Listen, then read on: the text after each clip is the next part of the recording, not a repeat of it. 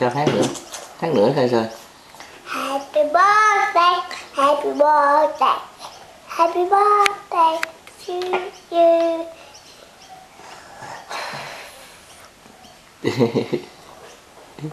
Giỏi quá. I like you. Hát lại đi con. Happy birthday, happy birthday.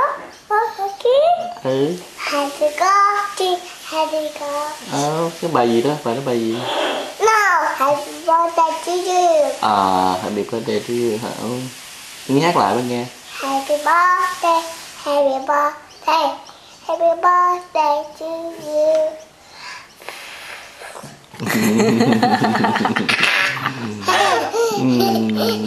Không thổi nến nữa. Rồi bên nghe hát bài Twinkle đi. No. Không hả? Nó là ABC này. ABC. No, happy birthday to you. Happy birthday to you. Happy birthday to you. Happy birthday, happy birthday. To you mà.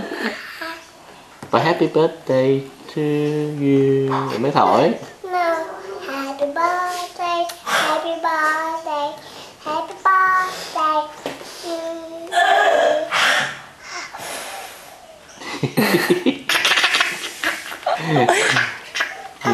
Mẹ bạn không? No.